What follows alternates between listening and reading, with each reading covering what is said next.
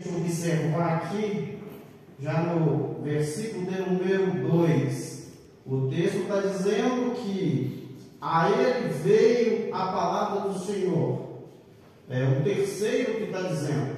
É alguém que está dizendo, a ele veio a palavra do Senhor. Muito provavelmente o escritor Baruque que ajuda Jeremias a escrever, ele é o escrivão. Assim também como o livro de Romanos foi escrito com o auxílio de Técio, quando Paulo escreve o livro de Romanos. Isso é só para informação, para nível didático. E a palavra está dizendo que a ele veio a palavra do Senhor dizendo. Só que quando chega no versículo de número 4, é o próprio Jeremias que está dizendo. Aí ele disse, assim veio a mim a palavra do Senhor dizendo. É interessante a gente observar isso, que primeiro, o terceiro está dizendo que a ele veio a palavra do Senhor dizendo. Mas já no versículo de número 4, o próprio Jeremias está dizendo, assim veio a mim a palavra do Senhor dizendo. Existe momento na nossa vida, na nossa caminhada cristã, que alguém pode até dizer ao nosso respeito, contar uma história que aconteceu ao nosso respeito. Mas chegará um momento que nós mesmos vamos poder dizer, o Senhor falou comigo, o Senhor esteve comigo. Só Paulo pode dizer, porque eu recebi do Senhor, porque ele viveu um momento de intimidade com Deus. Então Jeremias está dizendo, assim veio a minha palavra do Senhor dizendo. E é interessante que a Bíblia está dizendo aqui no versículo 2 e no versículo número 3 que o Senhor falou com ele nos dias de Josias. E também falou com ele nos dias de Jeoaquim, filho de Josias. Então Deus não falou com Jeremias apenas uma vez, falou mais de uma vez. A tradução King James diz que Deus falou com Jeremias por muitas vezes. Deus, ele não desiste daquele que tem um chamado. Se for necessário ele falar uma vez, ele fala. Se for necessário falar mais de uma vez, ele fala. Talvez ele já tenha falado com você uma vez e você não deu atenção, você não atentou para o teu chamado. Mas ele me trouxe aqui essa noite para te dizer e para reforçar que ele tem um plano, ele tem uma vocação para a sua vida. Se for necessário, ele fala uma vez, se for necessário, ele fala duas vezes e fala quantas vezes for necessário. É importante que nós atentamos para isso e que nós venhamos fazer aquilo que ele nos designou a fazer. Que nós não venhamos chegar a ponto do que aconteceu com o profeta Jonas. Deus, ele faz isso. Eu não quero te amedrontar, mas se for necessário, ele faz. É interessante, nós partimos do princípio que Deus, ele dá livre-arbítrio para o ser humano, e nós acreditamos assim. Mas Jeremias, ele foi escolhido desde o ventre. Não tinha como ele escolher, porque ele ainda nem havia sido gerado ainda, e Deus já havia o escolhido. Nós servimos a um Deus que ele é onisciente, ele sabe de todas as coisas. Nós estamos aqui nesta noite, mas para Deus isso não é novidade. Para Deus já existia na eternidade. Ele diz, antes que te formasse no ventre, eu te conheci. Deus, ele trabalha com antecedência. Nós trabalhamos com o tempo, nós trabalhamos com o relógio cronológico, mas Deus não. Deus, ele está acima do tempo. Antes mesmo de Jeremias ser formado, Deus já havia o separado para ser um profeta. Ele diz, antes que eu te formasse no ventre, eu te conheci. Falando para a nação de Israel, no capítulo de número 43, no versículo de número 13, ele eu sou, e que ninguém poderá escapar das minhas mãos. Aí ele diz: operando eu, quem impedirá? Ninguém pode impedir aquilo que Deus quer fazer. Jeremias estava escolhido desde o ventre e ninguém poderia impedir isso. Aí Jeremias diz: eu não sei falar, eu sou uma criança, eu não sei argumentar como é necessário. Eu fiquei pensando, se Jeremias agora é uma criança e não sabe falar, imagina antes de nascer. Se quando ele é criança ele não sabe falar, imagina antes de nascer.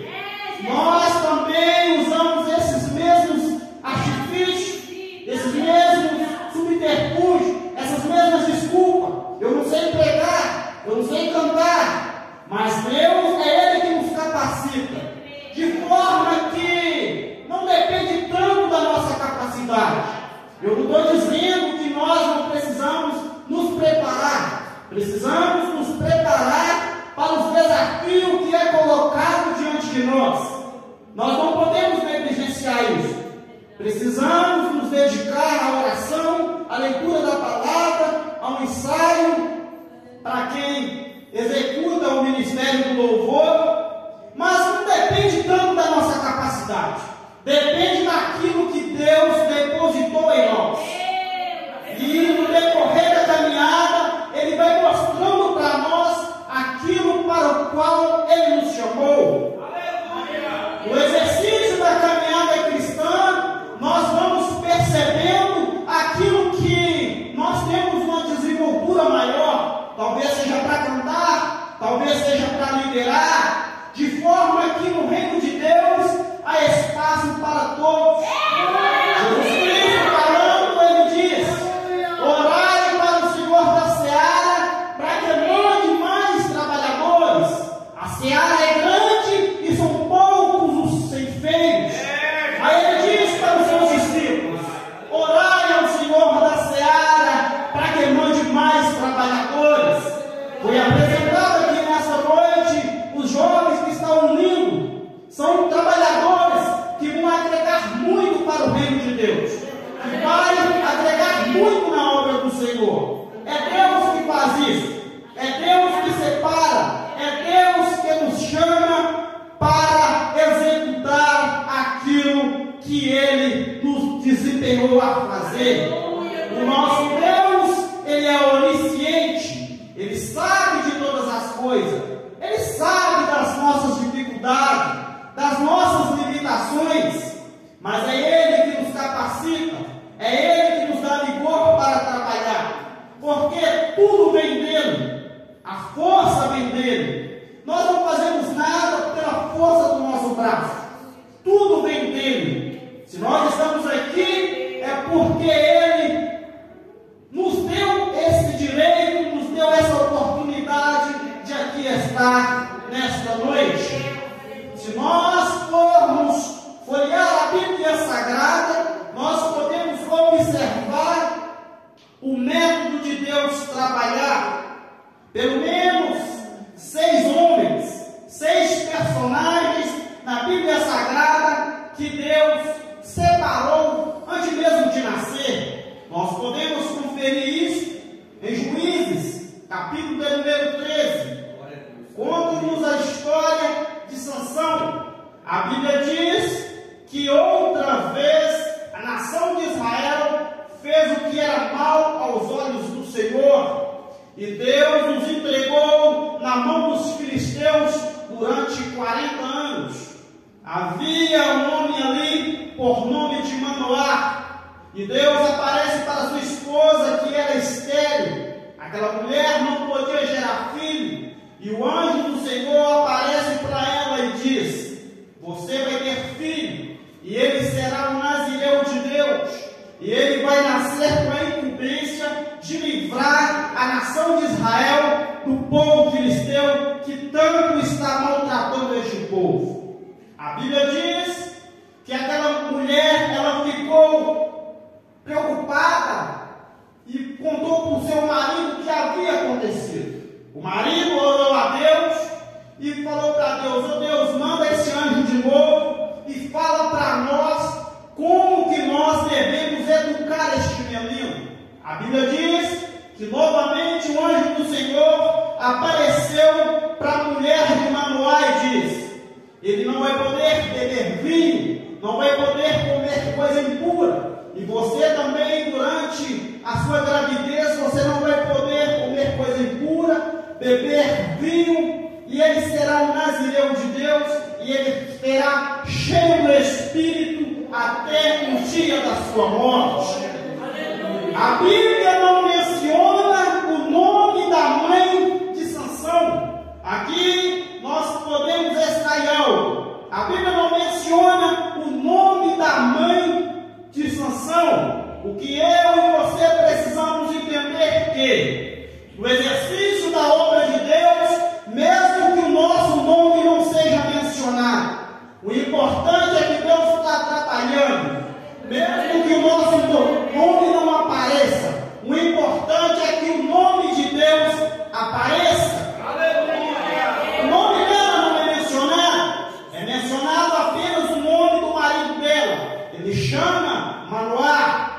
O texto diz que eles queriam oferecer um cabrito para aquele anjo, e aquele anjo diz: eu não recebo adoração. Se você quiser ofertar, oferte ao Senhor, porque só Ele é digno de honra, glória, louvor e exaltação.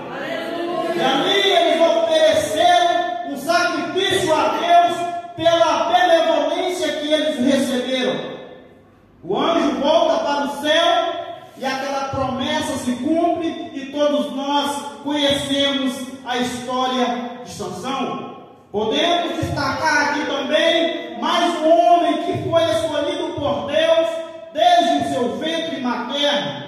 Este homem, ele se chama João Batista.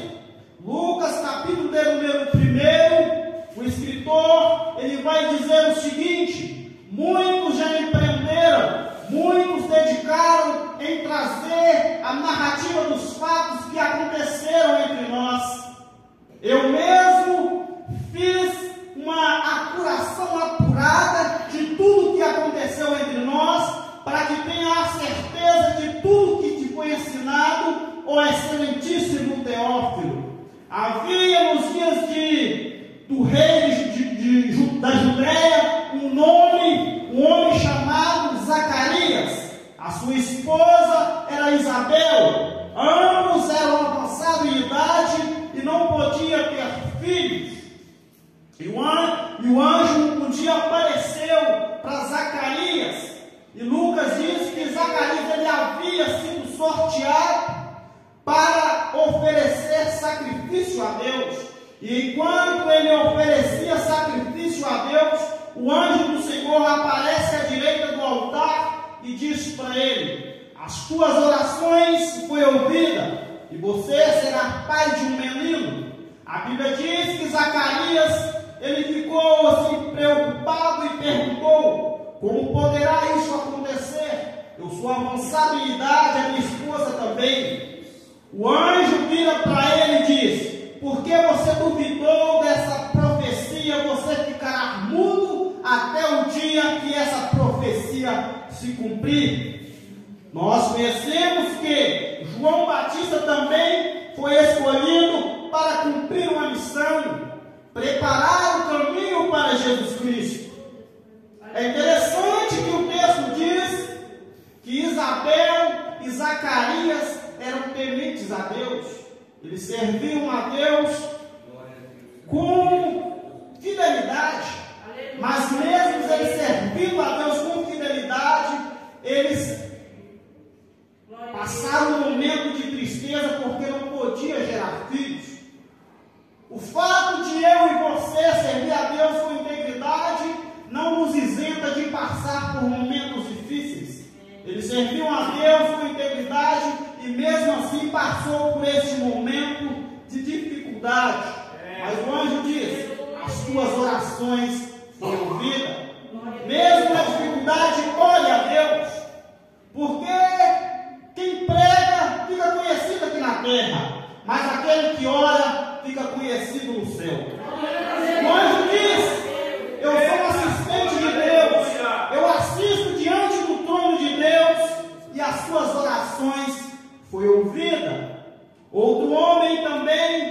foi escolhido por Deus é o próprio Jeremias que nós lemos aqui nesta noite. Outro homem também que foi escolhido por Deus desde o ventre materno é o apóstolo Paulo. Ele fala isso lá em Gálatas capítulo 1, versículo de número 15, que ele foi escolhido por Deus antes mesmo dele nascer do ventre materno. E nós conhecemos que Paulo, ele foi chamado por Deus para ser o apóstolo dos gentios. Outro homem que foi escolhido por Deus desde o seu nascimento ou até mesmo antes de nascer é o profeta Samuel. E nós conhecemos muito bem a história que está registrada lá em 1 Samuel, no capítulo 1. Havia um homem por nome Eucana. Ele tinha duas mulheres, Penina e Ana. Penina gerava filhos, porém o texto diz que Deus cerrou a madre de Ana para que ela não gerasse filho. Isso entristecia o coração de Ana. Ela chorava, ela reclamava com o marido, e o marido dizia para ela: eu não sou para você melhor que 10 filhos. Isso durou até um dia que ela foi até a casa do Senhor e orou a Deus e derramou o seu coração diante de Deus. O sacerdote Eli vira para ela e diz: você está embriagada, a parte de ti este teu vinho. E ela diz: eu não estou embriagada, eu não bebi vinho, eu não bebi bebida forte. A minha alma está triste, eu estou amargurada, eu sou uma mulher amargurada de espírito. E o sacerdote diz para ela: vai em paz e o Deus de Israel concederá a tua petição. E Ana, a partir daquele momento, o texto diz que o seu semblante já não era mais o mesmo, porque ela recebeu a palavra de Deus e creu na palavra do sacerdote. A partir daquele momento, o seu semblante já não era mais o mesmo. Talvez você entrou aqui nesta noite triste, amargurado, mas se você acreditar no Senhor, dedicar a Ele irá atender as suas orações. Não desanime. Talvez você não pôde entrar aqui, como o salmista disse no Salmo 122. Alegrei-me quando me disseram: vamos à casa do Senhor. Talvez você entrou aqui igual Ana. Talvez você entrou abatido ou abatida, mas você está no lugar certo. Você está diante do altar de Deus. Coloque diante dele as suas dificuldades, as suas limitações, porque ele irá fazer algo ao teu favor. Aleluia, glória a Deus. Outro homem, e este sim é o mais importante de todos, que foi escolhido desde o ventre, o nosso Salvador Jesus Cristo. A Bíblia diz que o anjo do Senhor apareceu para Maria e diz: bendita seja você entre as mulheres, você vai gerar um filho e ele vai ser o Salvador. E ela diz: como isso vai acontecer? E o anjo do Senhor disse para ela: o Espírito descerá sobre você. Quando o Espírito Santo desce, ele te capacita. Talvez você entrou aqui nesta noite pensando: como que isso vai acontecer? Quando o Espírito Santo descer sobre a sua vida, ele irá te capacitar para desenvolver aquilo que Deus planejou para a sua vida. O profeta Jeremias também é conhecido como o profeta chorão. Por isso que ele escreve o livro de Lamentações. Ele é um profeta que chora muito, mas ele não desiste do seu chamado. E no capítulo número 3 ele chora bastante, ele lamenta muito. Mas quando ele chega no versículo número 22 e no versículo número 23, ele diz: as misericórdias do Senhor é a causa de nós não sermos consumidos, porque ela se renova a cada amanhecer. As misericórdias do Senhor é a causa de nós não sermos consumidos.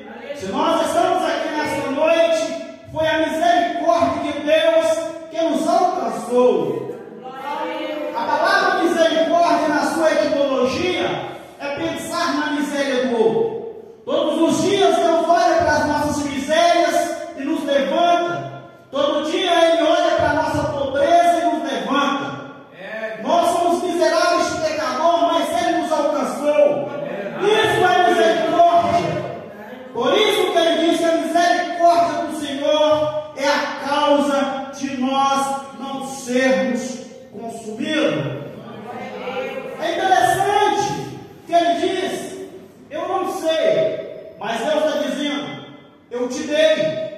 Ele está falando, eu não sei argumentar como convém, mas Deus está dizendo, eu te dei como profeta das nações.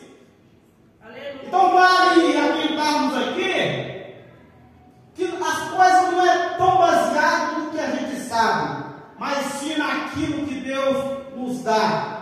Ele está dizendo que ele não sabe, mas Deus está dizendo, eu te dei. Então não depende da nossa capacidade.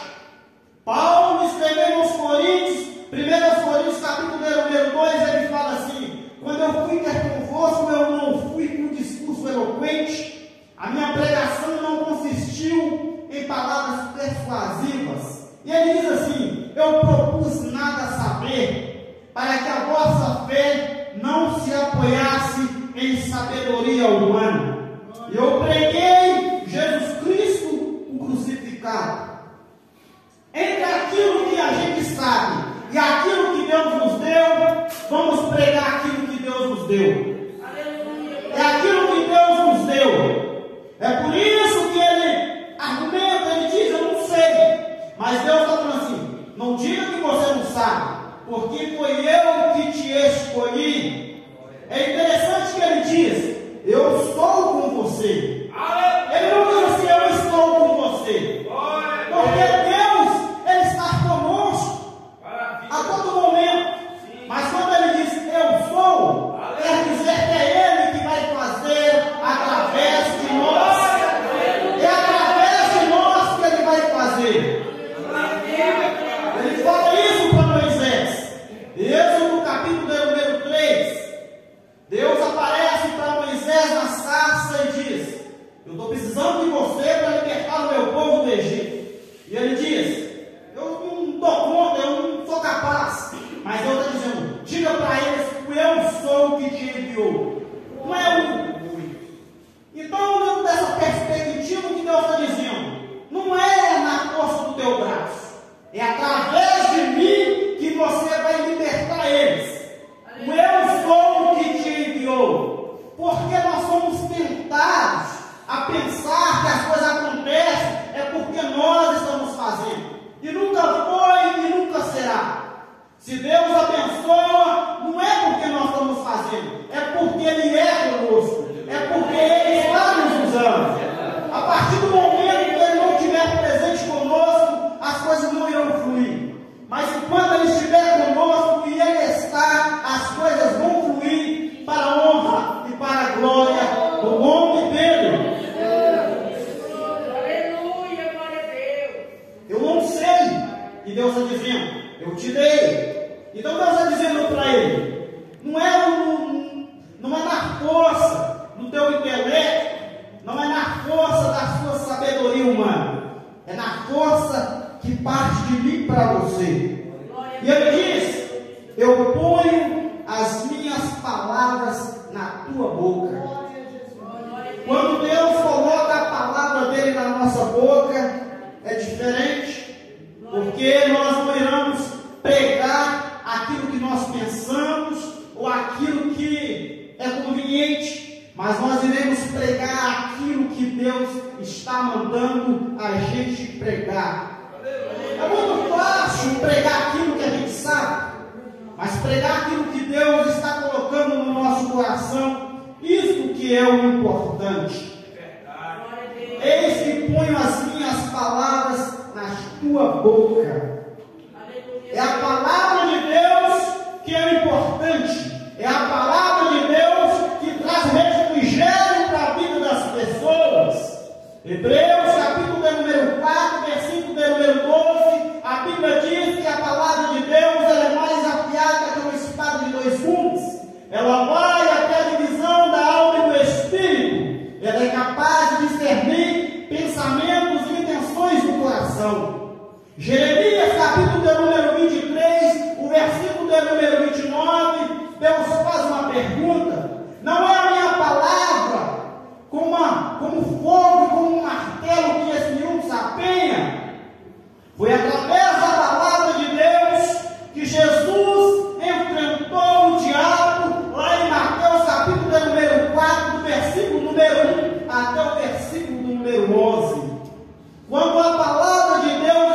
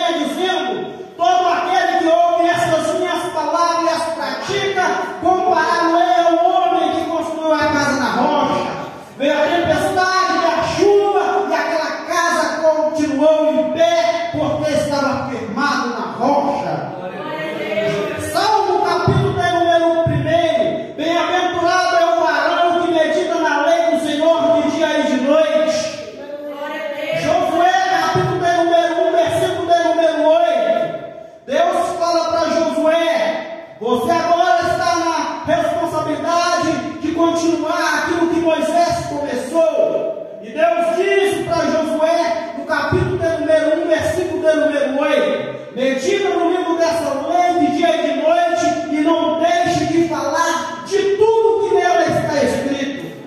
Deuteronômio, no capítulo 32, o versículo de número 2, Deus fala para Moisés: proteja a minha doutrina e testila o meu tipo.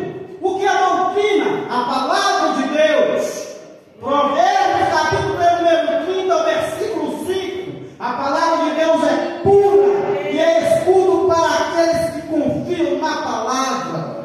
Lucas, capítulo 6, o versículo número 47. Lucas, ele reitera aquilo que foi dito em Mateus 7:24. Ele diz: todo aquele que ouve as minhas palavras, eu vou mostrar para vocês com quem é parecido. É parecido com aquele que cavou bem fundo e construiu a sua casa na rocha. Aleluia, glória a Deus. É a palavra de Deus, ela tem que estar presente. A palavra de Deus, ela tem que ser o centro na nossa vida. Como disse o salmista no Salmo 119, o verso 105: lâmpada para os meus pés é a tua palavra e luz para o meu caminho. Aleluia, glória a Deus. Salmo 119, o verso 130. A exposição das tuas palavras, ela dá luz e entendimento aos que não têm entendimento. Aleluia. Jeremias está preocupado com o que ele vai falar, mas Deus está dizendo: é o que eu te mandar que você vai falar. É as palavras que eu vou colocar na sua boca que você vai pregar. João, capítulo de número 6, versículo 68. Os discípulos de Jesus, muitos deles já tinham ido embora porque o discurso não estava agradável. E Jesus vira para os discípulos e diz: se vocês estiverem embora, fiquem à vontade. E Pedro toma a frente e diz: para quem iremos nós, se só o Senhor tem a palavra de vida eterna? É a palavra que nos direciona. É por isso que Deus está dizendo: eu ponho as minhas palavras na tua boca. E todas as palavras que eu colocar na sua boca, você falará.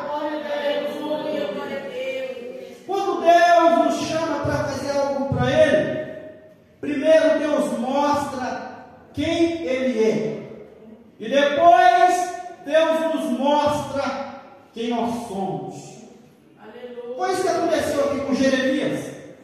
Primeiro Deus fala com ele, e depois ele diz: eu não sei falar. Isso acontece conosco também.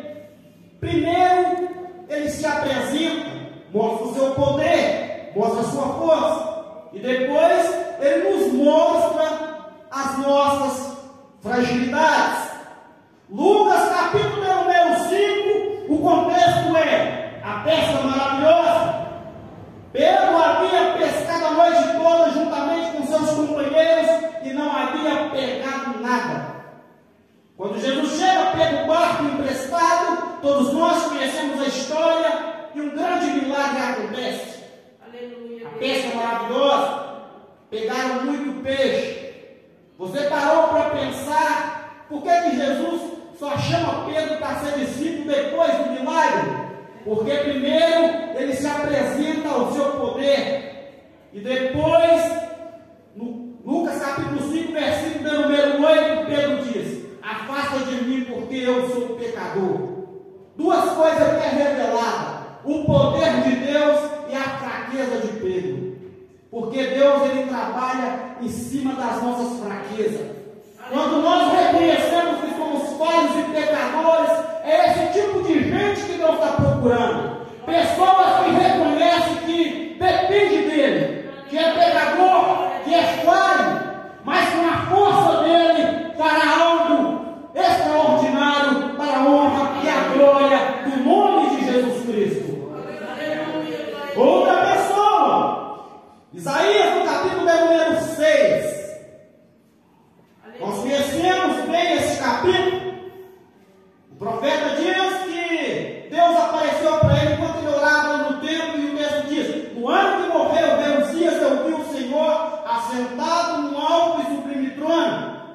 está mostrando o seu poder, a sua grandeza.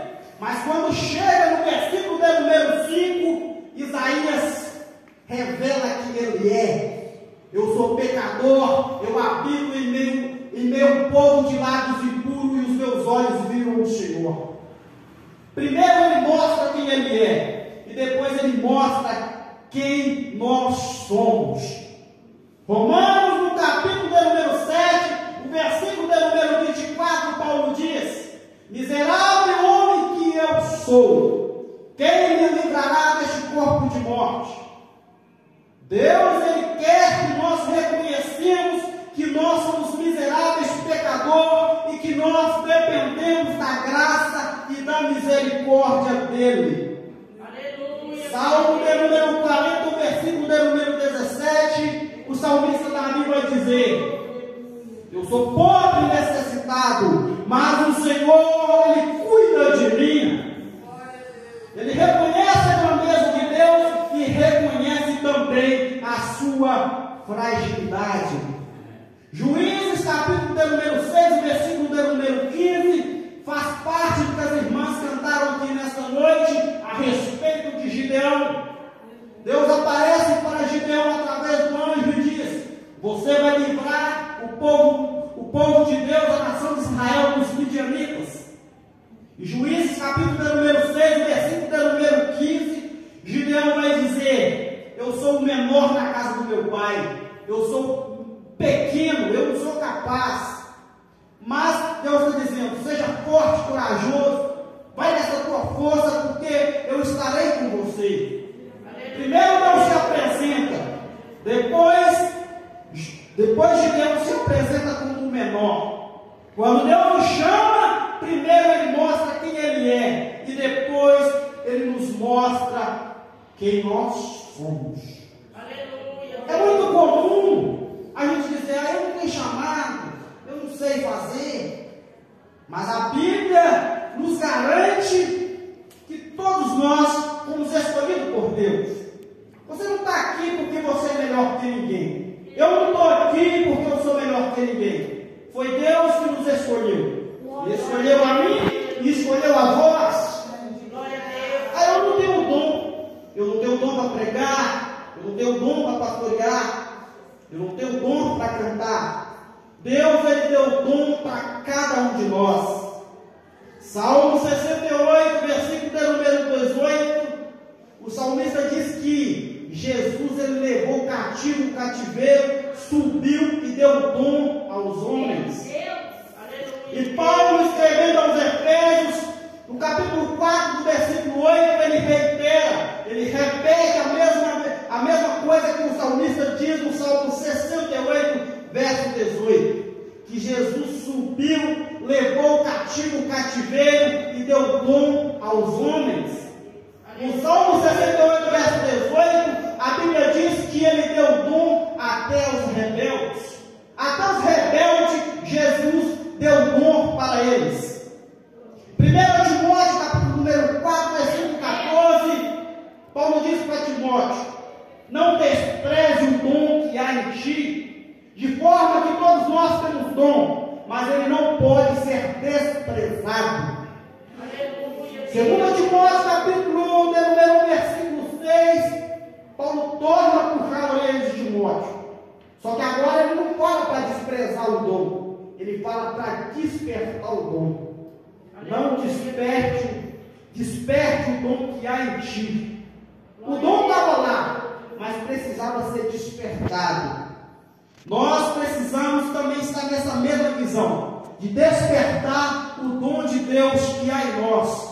Cada um de nós aqui temos um dom para executar algo na casa do Senhor. Aleluia, glória a Deus. Jeremias está preocupado com o que ele vai pregar, o que ele vai dizer. Mas Deus está dizendo: eu te capacito. É Deus que capacita cada um de nós. É Deus que capacita a igreja. Aí ele diz no versículo número 12: e disse-me o Senhor: viste bem, porque eu velo sobre a minha palavra para cumprir. Tudo aquilo que Deus promete, Ele cumpre. Se Deus te prometeu algo, Ele vai cumprir.